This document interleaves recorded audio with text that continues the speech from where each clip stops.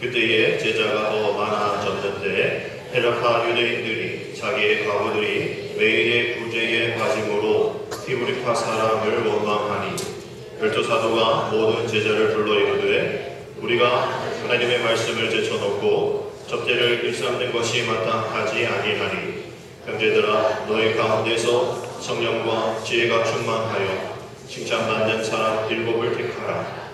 우리가 이 일을 그들에게 맡기고 우리는 오로지 기도하는 일과 말씀 사역에 힘쓰리라 하니 온 무리가 이 말을 기뻐하여 믿음과 성령이 충만한 사람 스데반과 또 빌립과 브루고로와 니가노로와 디몬과 하메나와 유대교회에 입교했던 안디옥 사람 니골라를 택하여 사도들 앞에 세우니 사도들이 기도하고 그들에게 안수하니라.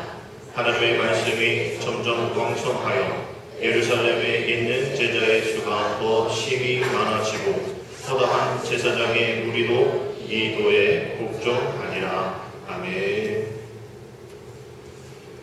주보 주일 예배 밑에 보면 가로에 주현도 제1주 첫 번째 주로 되어 있습니다. 주현절인 것이죠. 주일 주님의 현 나타나심에 대한 절기입니다.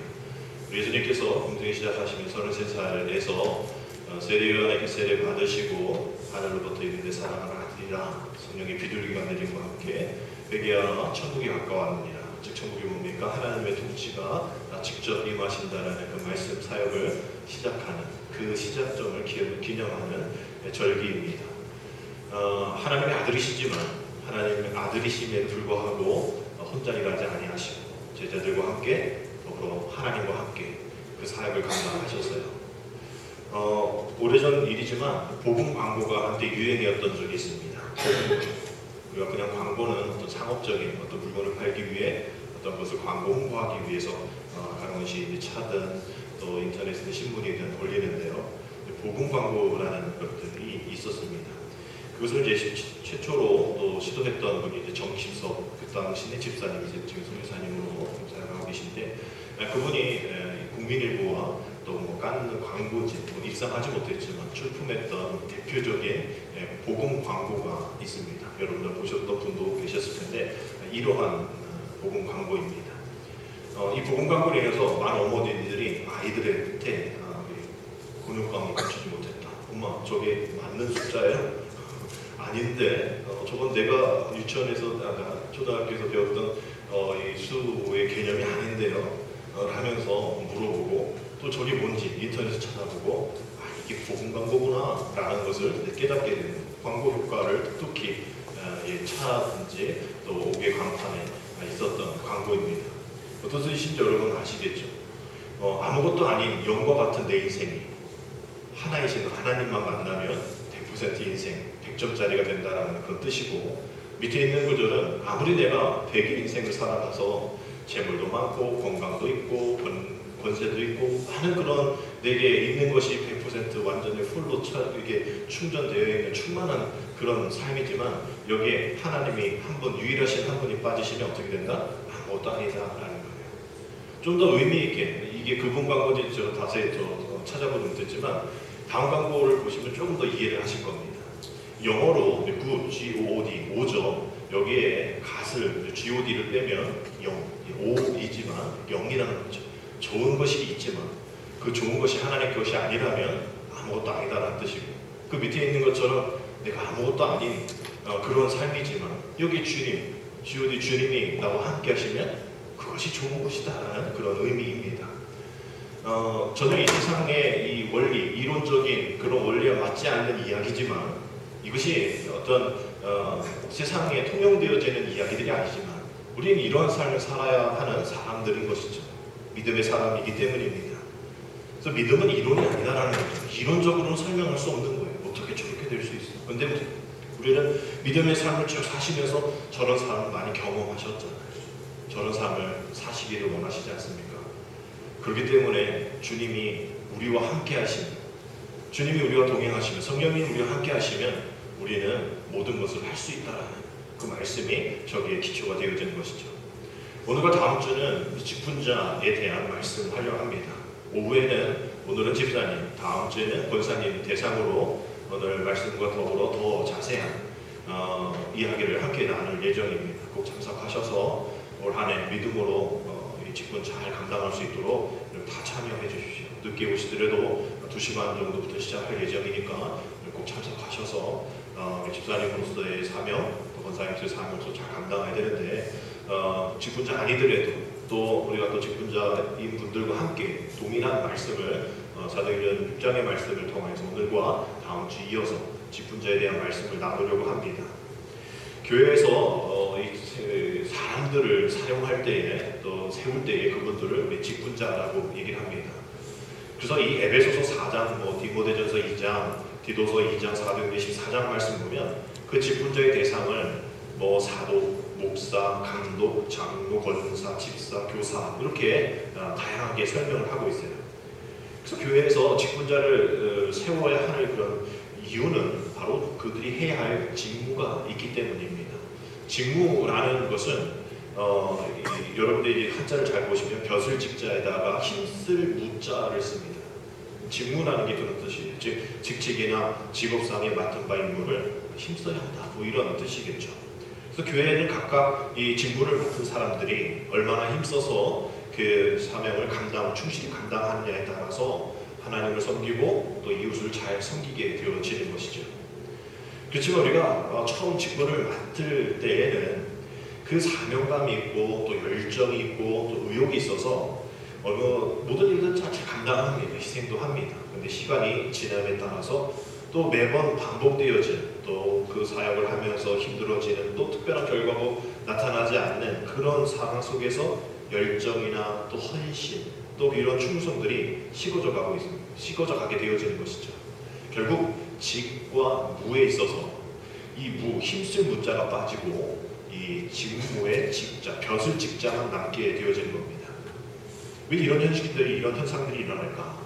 직분과 이 직무에 대해서 혼동을 하기 때문이죠. 좀 더 자세히 설명을 하면 이렇습니다. 직분은요, 그 사람의 뭐를 얘기합니까? 신분을 얘기하는 거예요. 포지션을 얘기하는 겁니다. 그렇지만 이 직무에 대해서는 그 사람의 본분, 듀티라고 해가죠. 그 사람의 본분에 대한 이야기인 것이죠. 단지 장로, 권사, 집사라는 그 이름의 이 직분은 교회에서 세워주신 어떤 공식적인 그러한 권위를 가진 신분을 얘기하는 겁니다. 포지션이에요. 그렇지만 이 직무는 교회를 부흥시키고 또 세상을 돌보며 사랑을 베풀며 각자 맡은 사역에서 또 최선을 다하는 봉사의 책임적인 역할을 하는 것을 직무라고 얘기하는 것이죠. 그래서 직분의 목표는 결코 신분이 아니고 또 권위가 아니라는 것을 기억하셔야 됩니다. 그래서 직분 받는 것, 우리 받았다라고 얘기잖아요. 우리가 저번 주에 임명식을 해서 사람이 주는 것 같지만 결국 하나님이 주시는, 위로부터 내려주시는 그런 하나님의 은혜인데 우리가 그것을 잘 깨닫지 못할 때가 있다라는 것이죠. 그래서 우리가 이 직분에 대해서 우리가 자세히 좀 알고 우리가 이 벼슬 직자에 힘쓰기보다 힘쓸 무자에 더 힘을 쓰는 우리가 되어지기 위하여서 여러분 더욱더 올 한 해 하나님의 은혜 능력 가운데에 더 힘쓰며 사명 감당하게 되어지기를 주님의 이름으로 축복합니다. 그래서 그러한 모습을 통해서 우리는 이렇게 한번 외쳐보고 싶어요. 우리 한번 앞에 있는 말 함께 나누도록 하겠습니다. 제가 하면 여러분 따라해 주십시오. 우리 교회는 나의 희망이다. 우리 교회는 나의 희망이다. 우리 교회는 나의 축복이다. 우리 교회는 나의 축복이다. 우리 교회는 나의 운명이다. 우리 교회는 나의 운명이다. 이 세 가지 중에 마지막을 여러분 유심히 한번 기억해 보십시오. 우리 교회는 나의 운명이다. 데스티니라는 나는 우리 교회는 내 삶이다. 내 희망이고 내 축복이지만 나의 운명이다. 우리 충만한 교회가 또 여러분 섬기는 교회가 그렇게 되어지기를 주님의 이름으로 축복합니다. 이런 마음을 가지고 사도행전 교회를 한번 살펴볼 때에 우리가 이미 수요일을 통해 사도행전 지금 강의를 하고 있지만 6장의 말씀은 이미 살펴봤던 말씀입니다. 사도행전의 교회가 부흥이 되어서 예루살렘에부터 시작되어서 그 부흥의 물길이 또 이스라엘 온 지역과 지중해와 또 로마까지 이렇게 잘 전파되어지는 일들이 일어났죠. 아주 짧은 시간에 또 많은 이들이 또 모이게 됩니다. 120명에서 5,000명이 되고 그 다음에 셀 수 없는 많은 무리들이 초대교회 안에 모이게 되는 것이죠.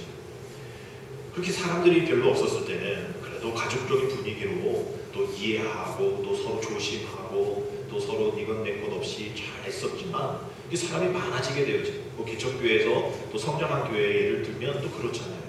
또 그렇게 가족적인 분위기였다가 사람들이 같이 많이 모이기니까 이게 뭐 우리 교인인지 아닌지도 모르는 수만 명 모이는 교회는 그렇다고 하잖아요. 그래도 막 오다가 교회 입구에서 막 주차해서 뭐 시비 뭐 차선 변경 때문에 막 싸우다가 결국 가는 쪽이 같은 방향인 거죠. 교회로. 그 사람이 같이 들어와서 같이 앉아 있는 거예요. 알고 봤더니 집사님이고 알고 봤더니 권사님이고. 교인 너무 많으니까 누가 누군지도 모르고 지나가는 어떤 아저씨라고 얘기하면서 애가 울면 교회 안에서 애가 울면 너 자꾸 울면 저 아저씨한테 자화하라고 할 거야? 그분인데 교회 부목사님이기도 하고 막 그러는 거죠.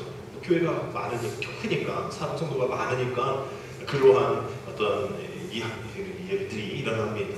또 그러한 행동들뿐만 아니라 불평의 이야기도 나오고 불만의 원망의 소리가 나오게 되어지는 것이죠.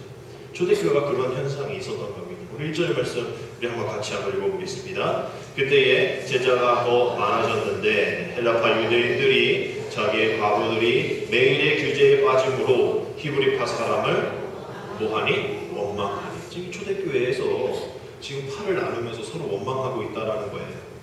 당시 예수님이 제자도 12명인 건 아닌 거라고 아시죠? 여기 뭐 예루살렘 안에 있는 많은 그러한 사람들 다 예수님의 제자라고 얘기했는데 그 안에서 헬라파 유대인들, 즉 예루살렘 밖에서 헬라 문화를 가지고 교회에 들어온 사람들, 즉 굴러들어온 돌이다라고 얘기할 수 있는 거죠. 근데 히브리파 사람들이 즉 박힌 돌이 굴러온 돌 뭐라고 그러는 거예요. 그러니까 굴러온 돌이 일을 더 많이 하고 막 그러니까 아니 왜 나는 이렇게 부당한 대우 받으면서 대접도 제대로 받지 못하면서 왜 나는 일만 더 하냐? 왜 구제를 나는 타 지역에서 왔기 때문에 너희들이 매일 구제를 해줘야지. 히브리파 사람들은 맨날 있던 그런 또 주변에 아는 사람이 있기 때문에 주관으로 도와도 되는데 우리는 매일매일 도와줘야 되지 않느냐? 근데 왜 빼먹느냐? 왜 일만 더 시키느냐? 왜 우리를 차별하느냐? 이렇게 막 서로 이러니까 원망이 생기게 되어진 거예요. 그래서 사도들이 이런 모습들을 보고 이거 그냥 놔두면 안 되겠다. 내가 이거 다 찾아다니면서 이래라 저래라 할 수 있는 게 아니니까 사도들은 기도하는 일에 말씀 전하는 일에 감당하고 전념하고 이 일들을 감당하는 그런 직분자들을 세워보자. 그래서 7십자를 세우게 되어진 겁니다. 이게 이 직분이 나눌 분자를 쓰는 것이죠. 그러한 사도들이 해야 할 일들을 나누는 거예요. 그래서 오늘날 교회도 역시 마찬가지 직분자를 세울 때에 이러한 의도가 있다라는 것을 기억하시고 그러면 초대교회가 어떤 사람들로 세워졌는지 우리 세 가지의 기준을 한번 살펴보도록 하겠습니다. 첫 번째 한번 따라합시다. 직분자의 자격은 성령이 충만한 사람이다. 성령이 충만한 사람이다. 뭐가 충만한 사람이라고요? 성령이 충만함. 기억하십시오. 세 가지의 충만함이 나오는데 첫 번째는 성령의 충만함입니다.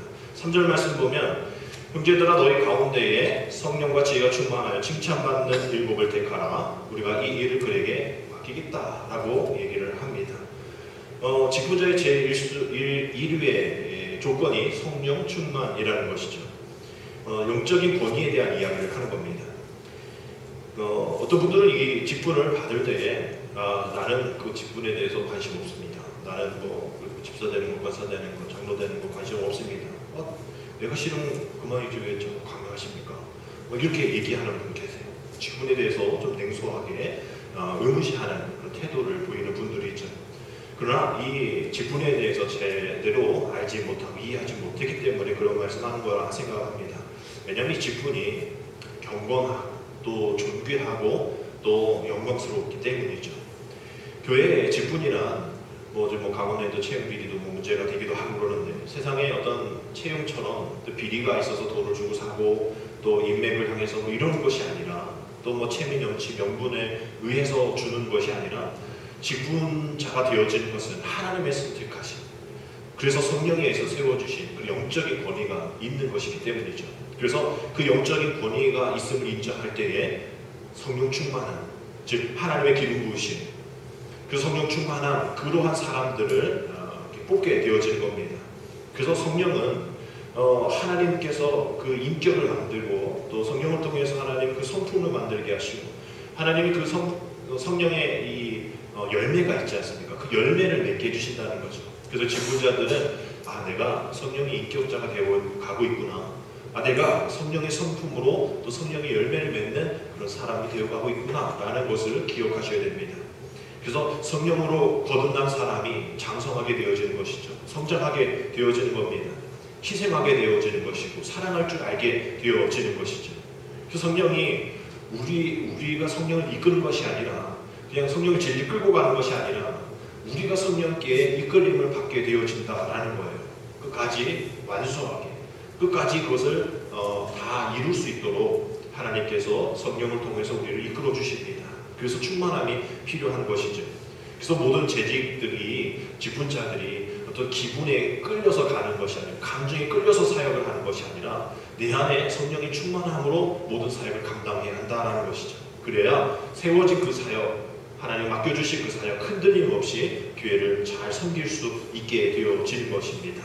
그래서 하나님의 뜻이 드러나야 되는 거예요. 내 뜻이 드러나서는 안 된다는 것이죠. 그래서 에베소서 6장 6절에서 7절 말씀 보면 우리 같이 읽어보겠습니다. 눈가림만 하여 사람을 기쁘게 하는 자처럼 하지 말고 그리스도의 종들처럼 마음으로 하나님의 뜻을 행하고 기쁜 마음으로 섬기기를 주께 하고 사람들에게 하듯 하지 말라.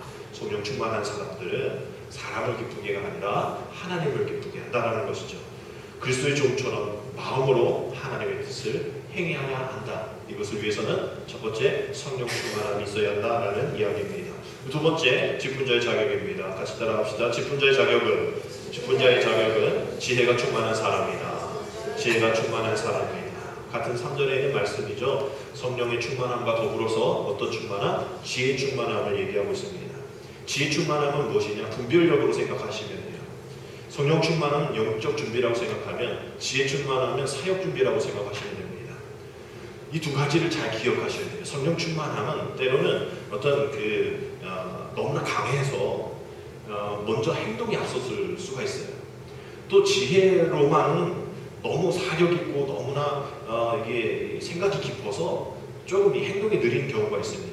그래서 서로 왜 너는 이래? 왜 너는 이래? 성령 충만과 또 지혜 충만한 자의 이 모습이 이게 서로 되어지면 문제가 생기게 된다는 거죠. 결국 이 두 가지가 다 잘 조화를 이루는 사람이 되어야 합니다. 성령 충만으로 강력하게, 또 지혜 충만함으로 또 뭔가를 세심하게 잘 살펴볼 수 있는, 그러나 너무 빠르지도 않게, 너무 강하지도 않게, 너무 느리지도 않게, 너무 생각만 하지 않게, 이 두 가지가 잘 맞춰져야 한다는 겁니다. 바람직한 모습은 이 두 가지 균형이라는 것이죠. 어느 한쪽이 좋고 나쁘다라는 얘기하는 것이 아닙니다. 성령도 충만해야 되고 지혜도 충만해야 되는데 중요한 것은 충만, 우리 교회 이름처럼 충만이라는 거예요. 그래서 성령 충만뿐만 아니라 지혜의 충만이 반드시 필요한 이유는 그 지혜 안에, 우리가 요즘 잠언의 말씀을 보았고 또 이제 야고보서의 말씀을 통하여서 또 말씀을 진행 말씀을 하고 있는데 그 안에 계속 말에 대한 이야기들이 나옵니다. 그래서 여러분들이 우리 교회의 상황들을 경험되어진 것을 많이 볼 때에 어떤 큰 문제들은 대부분 말로 인해서 생겨지게 되어지는 겁니다. 오늘 말씀처럼 서로 원망하는 일이 생기고 또 시시비비를 가려야 되는 일들이 생기고 때로는 불평하는 말들이 생기기 때문이죠. 말은 언제나 주의해야 함에도 불구하고 그 나눔이, 그 말이 해야 할 말과 또 하지 말아야 할 말, 덕이 되는 말과 해가 되는 말, 또 좋은 말과 또 나쁜 말을 잘 우리가 구분하지 못하여서 또 잘 판단하지 못하여서 사용하기 때문에 그렇게 어려움들이 생기게 되어지는 거예요. 그래서 여러분들의 속회와 또 여러분들의 모임 안에서 어떤 이야기를 나누는지 여러분 잘 생각해 보셔야 됩니다. 때로는 그런 모임 가운데에 교회에 대한 불판, 또 목회자에 대한, 성도에 대한 불만을 기도 제목으로 그 명분 삼아서 불평을 하는, 기도를 통해서 불평하는 사람들도 있다는 거예요. 그래서 어떤 목사님은 그런 사람들 좀 불렀어요. 아니 왜 그렇게 기도하면서 그런 기도 제목을 놓으면서 왜 그런 불판을 왜 그렇게 하십니까? 라고 그런 소리 이런 소리 자꾸 들립니다. 라고 그렇게 어떤 목사님이 불렀더니 그분이 정말 이 안타까운 마음으로 잘못했다고, 내가 그러지 말아야 하는데 또 말을 들으면 그 말에 종착점이 되어야 되는 내가 전달자가 되었다, 너무 죄송하다라고 얘기를 하고 이제 끝날 줄 알았더니 그 목사님이 그런 말씀을 하셨어요. 그분의 마지막 말씀이 나를 아주 강하게 이렇게 내리를 딱 치는 그런 말을 했다라고 얘기해요. 아니 그거 제가 잘못하면 아는데 목사님은 늘 예수님처럼 살라고 하지 않습니까? 예수님처럼 본을 보이라고 얘기하지 않습니까? 근데 예수님도 당신한테 이래라 저래라 했던 많은 사람들에 대해서 따로 불러서 얘기하지 않았는데 왜 목사님은 나한테 이러십니까? 이렇게 얘기를 했다는 거예요. 목사님이 그래 나도 내가 너무 부족해. 나도 그랬구나. 나도 지금 전달자가 되고 있구나. 그 불평의 전달자. 종착점이 되어져야 하는데 누군가 그런 얘기 들으면 그냥 거기서 끝내야 되는데 내가 전달하고 있구나. 그 마음을 누군가에게 전달하고 있구나 라는 그런 안타까움 또 그러한 회개의 마음을 가졌다고 합니다. 여러분 성령 충만이라는 것이 말을 잘한다는 거 아니에요. 성령 충만함으로 때로는 그 말이 잘못되는 경우도 많이 있습니다. 구분을 잘 못해서 그렇죠. 그래서 때로는 어떤 분이 믿음 연약하다고 쓰러지고 또 시험 들고 좌절하고 있는 그 사람 불러서 나는 성령 충만한데 너는 왜 이렇게 믿음이 약해? 내가 너 때문에 그러지 않았어. 너 기도하지 않아서 그래. 거봐 하나님 너 도와주지 않잖아. 내가 기도해왔더니 하나님 그러지 말래. 막 이러면서 막 자기가 정죄하는 성령은 정죄하는 말을 하지 않거든요. 정죄를 하는 거죠. 그래서 이럴 때 성령 충만함으로 아까 말한 것처럼 성령 충만함으로 얘기를 하는 거지만 지혜가 충만하지 못했던 상황들입니다. 그래서 이러한 것들이 성령 충만함도 필요하지만 더불어서 지혜롭게 얘기할 수 있는 부분도 필요하다는 것이죠. 그래서 성경에서는 말을 할 때에 조심해야 할 7가지의 말이 있다라고 얘기를 합니다. 먼저 악한 말을 하지 말라라고 베드로전서 3장에 말했죠. 그 다음에 에베소서에는 더러운 말, 에베소서도 회룡하는 말, 또 디모데전서 쓸데없는 말, 베드로전서에는 비방하는 말, 베드로 후서죠. 지어내는 말, 또 세상에 속한 말 하지 말라라고 얘기를 합니다. 그래서 교회에서 일어나는 이러한 일들이 때로는 쉽게 판단하고 또 잘못 판단하고 또 배려가 없이 판단하는 확인되지 않고 판단하는 일 때문에 많은 문제가 생기게 되어지는 거예요. 그래서 교회의 모든 사명과 또 사역과 모든 사람을 대하는 태도는 지혜로워야 된다라는 거죠. 그래서 성령 충만과 더불어서 두 번째 지혜 충만이 있어야 지혜롭게 생각할 수 있고 또 지혜롭게 말할 수 있고 또 지혜롭게 전할 수 있는 그런 직분자들이 되어지는 겁니다. 그래서 교회 직분자들의 입에서 주의하고 또 조심하지 않고 일이 만들어지고 또 전달되어지고 그것이 부풀려지고 또 하나가 하나를 더해서 원 플러스 원이 되어져 버리는 그러한 일들로 인해서 교회가 소동나고 또 소용돌이치고 성도들의 마음 다쳐버리고 또 상처받는 그런 일들이 되어지지 않도록 오히려 반대로 격려해주는 말, 또 힘이 되어주는 말, 또 안 좋은 소리 듣지 않는 그냥 종착점 여겨지는 말, 그래서 분별력 있는 지혜로운 말로 모임 안에 서로 대화를 나눌 때에 그 교회가 그 공동체가 아주 신뢰의 관계 속에 은혜로운 교회가 되어줄 수 있다는 겁니다. 여러분 사람들은 문제를 잘 압니다. 또 문제를 잘 지적할 줄 알아요. 그런데 어려운 것은 부족한 것은 뭐냐면 그 문제를 어떻게 해결해야 될지 또 그 문제가 내가 어떤 관계에 있는지를 대안을 갖고 있지 않고 이야기할 때가 많다는 겁니다. 초대교회 사도들도 역시 마찬가지로 성도들도 마찬가지로 이 문제 때문에 만약에 원망하고 불평하고 거기서 끝났다면 지금껏 이런 붕의 역사가 일어나지 않았겠죠. 붕과 원망에서 끝나는 것이 아니라 이것은 당연한 많은 사람들이 모이게 되면 얻을 수밖에 없는 그러한 일들 그 당연하지만 더 중요한 것은 그 문제를 풀 수 있었던 그 지혜를 가지고 지혜로운 사람을 세워서 또 교회를 더욱더 확장시켰다라는 것을 여러분 기억하셔야 됩니다. 이것이 지금 우리 교회들이 닮아야 할 좋은 교훈인 것이죠. 자세인 것입니다. 마지막 세 번째는 우리 한번 따라합시다. 직분자의 자격은 뭐가 충만한 사람이다? 믿음이 충만한 사람이다. 첫 번째 성령 충만, 두 번째 지혜 충만, 세 번째 무슨 충만? 믿음 충만입니다. 우리 5절 6절 같이 한번 읽어보겠습니다. 온 우리가 이 말을 기뻐하여 믿음과 성령이 충만한 사람 스데반과 또 필립과 브로그로와 니가노르와 디몬과 바네나와 유대교에 입교했던 안디옥 사람 니골라를 택하여 사도들 앞에 세우니 사도들이 기도하고 그들에게 안수하니라. 사도들 7시절 택할 때에 첫 번째 성령 충만, 지혜 충만, 그 다음에 마지막으로 믿음 충만. 이 믿음 충만의 조건이 왜 필요하냐면 성령은 사람을 변화시켜주는, 그래서 그런 변화를 주는 힘이 있습니다. 지혜는 아까 말씀드린 것처럼 분별력을 갖게 되어지는 힘이 있죠. 근데 이 믿음이 있어야 하는 이유는 이 모든 것이 변화되어지는 것, 분별하는 것도 중요한데 이러한 우리가 이해되는 차원에서는 가능하단 말이에요. 그런데 믿음이 있어야 그 이상, 또 우리가 전혀 깨닫지 못하고 파악하지 못하고 우리가 전혀 예측할 수 없는 그런 상황 속에서도 초자연적인 역사까지도 가능하게 하는 일들이 바로 이 믿음이기 때문입니다. 그래서 좋은 교회를 한번 생각해 보면 믿음의 역사가 풍부하고 또 믿음이 굳건하고 또 믿음의 견고성이 있는 그 어떤 것도 흔들리지 않는 그 어떤 이단 사조가 또 세상의 풍조가 우리 교회 안에 들어와도 결국 흔들리지 않는, 그것이 우리랑 무슨 상관이야, 그냥 거들떠보지 않는 그런 모습들이 믿음이 견고한 교회의 특징인 것이죠. 마찬가지로 교회 설교 안에서 또 목사가 또 우리 수장님들이 그러한 것에 흔들리지 않고 다른 어떤 복음의 다른 그런 관심사들에 관심 갖지 않는 그런 일들이 필요하다라는 거예요. 그런 반응으로 우리는 나가야 합니다. 그래서 이러한 성령 충만이 필요하고 또 지혜 충만이 필요하면서 더불어 믿음 충만을 통하여서 이 초대교회 성도들이 만약에 이 믿음 충만이 없었다면 고난과 또 핍박과 또 순교 앞에서 그냥 다 도망갈 수밖에 없었던 사람들이었다는 거죠.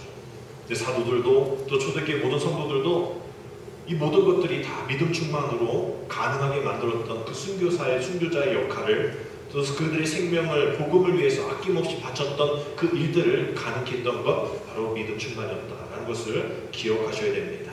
아까 앞에서 말씀 복음 광고처럼 아무리 내가 많은 것 가져도 주님이 없으면 내가 아무것도 아닙니다.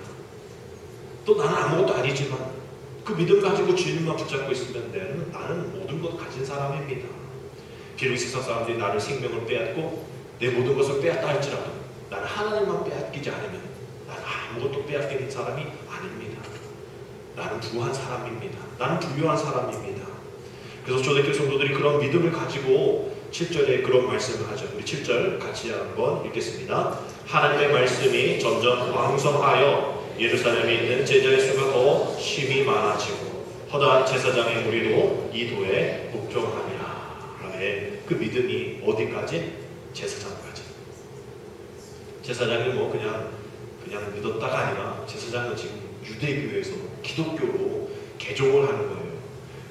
제가 불교로 가는 거와 똑같은 거고 불교 스님이 목사 되는 거랑 똑같은 겁니다. 이건 어려운 일이에요. 엄청난 일이에요. 그냥 제자의 수가 더해진 것뿐만 아니라 제사장의 무리로 그 율법주의적인 제사장의 모습 속에서 변화되어서 믿음으로 성령으로 지혜로 변화되어서 복음으로 기독교의 믿음으로 나아가는 그런 모습들, 이와 같은 일들. 그래서 우리가 복음이 또 사람들이 많이 모이게 되어질 때에 갑자기 교회가 커지고 갑자기 교회가 이렇게 재정이 많아지고 이래서 부흥하는 것이 아니라 저 사람이 교회 다니는데 저 사람이 교회 다니는데 우리 이전에는 그런 부흥이 많았어요. 어떻게 저렇게 망나니 같은 깡패 같은 저 사람이 어떻게 교회 다닐 수 있어? 궁금해서 모이기도 하고 변화된 모습을 통해서 교회는 뭔가 다르구나, 교회는 뭔가 있구나 라는 것을 세상 사람들이 보여줬다라는 것이죠. 결국 그러한 모습들, 우리는 아무것도 아니지만 우리는 여전히 부족하지만 정말 나는 변할 것 같지 않았지만 하나님 오늘도 내 직분을 통하여서 또 내가 집사원서 장로 직분자는 아니지만 내가 사명자로서 내가 사명이 닿는 날이 내 생명 닿는 날이고 내 생명 닿는 날이 내 사명 닿는 날이라고 말씀드린 것처럼 내가 직분을 가지고 있어서 중요한 것이 아니라 그 직분 받은 것에서 끝나는 것이 아니라 그 하나님께 맡겨주신 것 감사하고 또 그것을 성령 충만, 지혜 충만, 믿음 충만으로 잘 감당하고 책임질 수 있는 우리가 되어줄 수 있도록 여러분 초대교회를 생각하시면서 그들이 어떤 신분과 또 재산이 풍족해서 그렇게 부흥이 되었던 것 아닌 거 아시잖아요. 그 당시 한 70%는 다 노예입니다. 종이에요. 부자들 아닙니다. 또 그들의 이 전한 복음이 이런 어떤 조그만 지역에서 끝난 게 아니라 예루살렘, 유대와 사마리아 땅 끝까지로 증인되어지는 그런 모습 속에 살아가는 겁니다. 그러다 보니까 대로마 제국이 백기를 든 거잖아요. 무릎 꿇는 한 사람의 기도를 통하여서 그 시대의 복음의 선포자로 새로운 역사를 이루어졌던 것처럼 저와 여러분들이 오늘과 다음 주에 이 직분에 대한 또 나는 하나님의 성도입니다. 이런 마음을 가지고 우리가 하나님의 믿음 안에 또 지혜 안에 또 성령 충만 안에 우리가 살아가게 된다면 여도자간 이 세상 속에서 더 빛과 소금의 역할을 더 잘 감당할 수 있도록 우리에게 힘과 능력을 주실 줄 믿습니다. 그런 분자들 되어서 주의 사명 가운데 저와 여러분 되시기를 주님의 이름으로 축복합니다. 기도드립니다. 하나님, 사도행전의 첫 교회를 섬기는 직분자들은 성령 충만, 지혜 충만, 믿음 충만의 사람들로 교회를 잘 섬기고 사도들과의 동역을 통하여서 하나님 주신 직분을 영광스럽게 감당하였던 진정한 제자였음을 고백합니다. 우리 충만한 교회, 또 우리 섬기는 교회 모든 성도들이 또 일꾼으로 또 종들로 살아갈 수